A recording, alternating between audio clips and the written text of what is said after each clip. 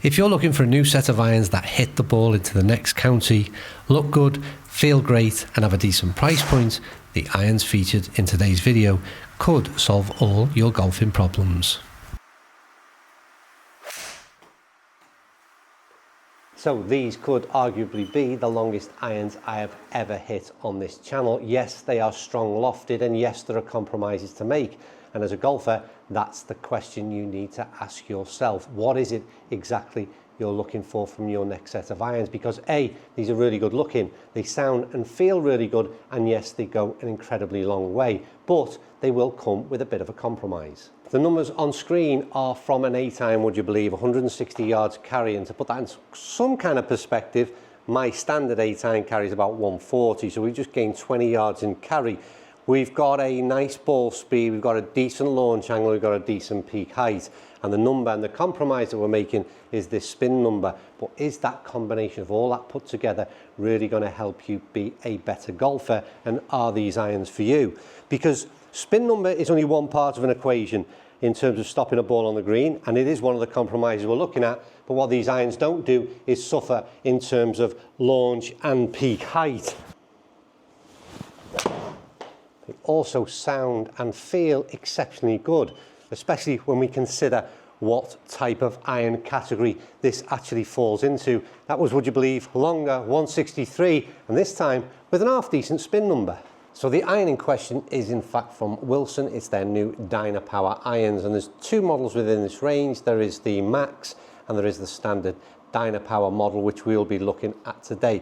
This is a really good looking iron, and arguably within the game improvement genre, I think really stands out as being one of the better looking models. And we really associate Wilson with forged irons. They're really top of the class when it comes to that kind of genre. But game improvement, this is hollow bodied iron. Yes, they're strong lofted, but first and foremost, they can often be overlooked because of the category they're put into. And I think this is an iron that would suit a heck of a lot of golfers. And yes, I've mentioned that word compromise already, but I think those compromises are minimal compared to the super performance that you get out of these things. So today I'm going to hit pitching wedge, 8-iron and 6-iron. I'm going to tell you what that gapping is like, what the performance is, and just how long of a absolute rocket and bomb that comes off the 6-iron, because believe me, these things go a heck of a long way. What does that mean to you as a golfer?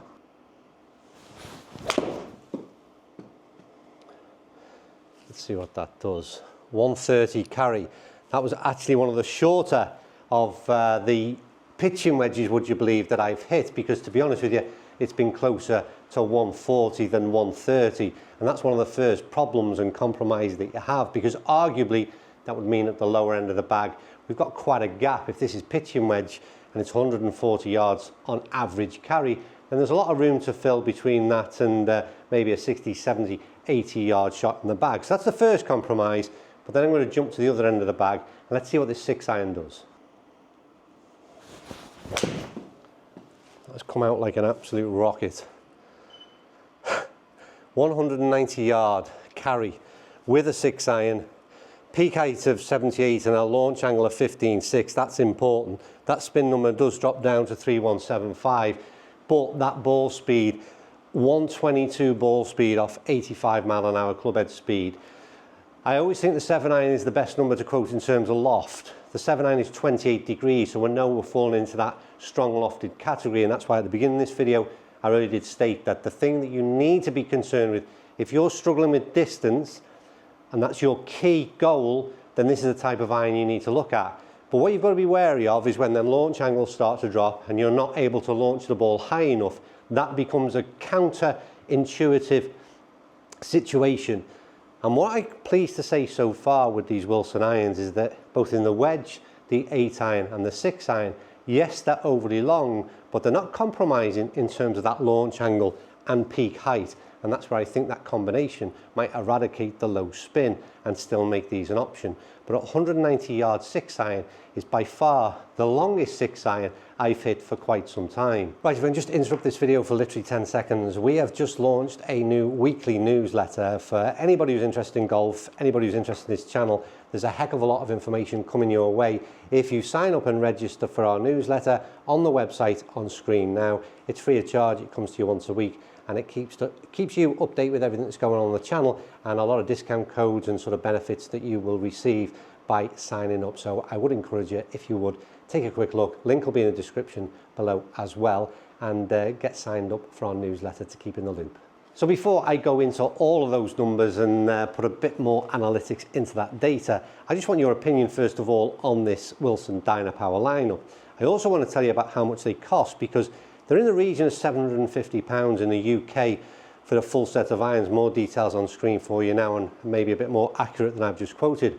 But either way, it puts them in a much more affordable position than a lot of the other brands right now. And I think what Wilson have done this year, and for the last few to be honest with you, is produce a real good quality product at a more realistic price point for the end user. So I think they should be applauded for that. There's been no compromises in terms of the build. Like I said, sound and feel is really good for this type of product, and I think they look superb. Yes, you've got a thicker sole and also a thicker top line, again to be expected in this type of iron. That CG is a way back, and their help is in that launch number that we've seen, and so far that has proven to be very effective. But if they're in the bag, for me, I'm really happy with the irons I've got in the way they look, and that transfers to me always into a more pleasurable and enjoyable experience out on the golf course. As long as we can get some performance like this out of these irons and at this type of money, then I think Wilson have got themselves a real interesting product in their hands, or in their lineup rather, for 2025. One of the other potential issues and compromises would be the gapping, and it's not an issue, but I think there's perhaps a little bit of a broader gap than you might want, certainly from the numbers I've achieved. On average, pitching wedge, a 138 carry, incredibly long. My own pitching wedge, like I said, probably in and around the 120 mark, so everything seems to be almost like a 20-yard jump, which is hugely significant, and it's not really reflective in the loft difference. These are definitely flying off the face very, very fast indeed, but the launch angle is still good.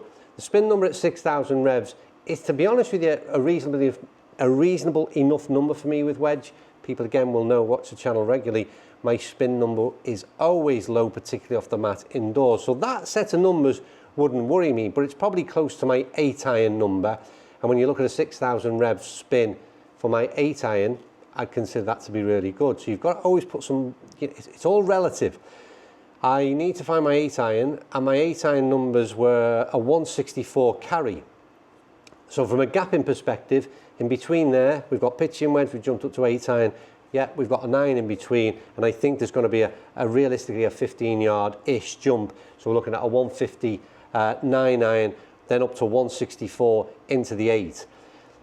Peak height with the 8 iron remained good, launch angle was good, like all them things. The one thing I don't like, and people will argue is a real disappointing element, is that spin number. I'm not overly concerned, the ball speeds are ridiculous.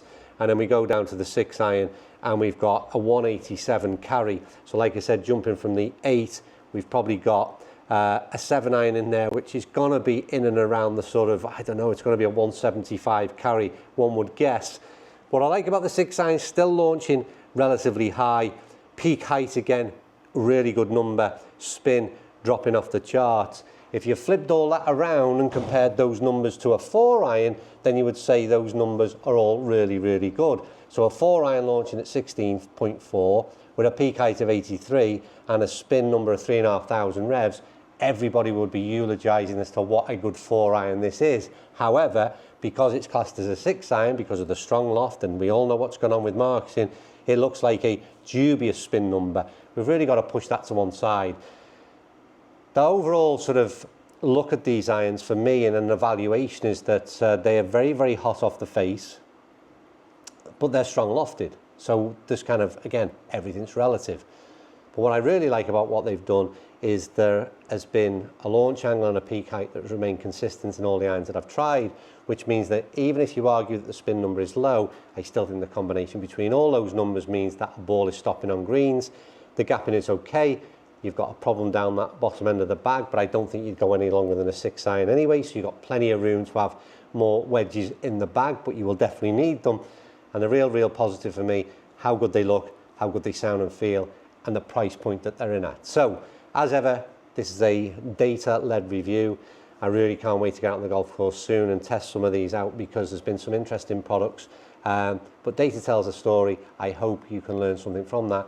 If you are looking for distance, then this is definitely an iron for you this year to go out and try. Right, as ever, thank you for watching. I will see you all very, very soon.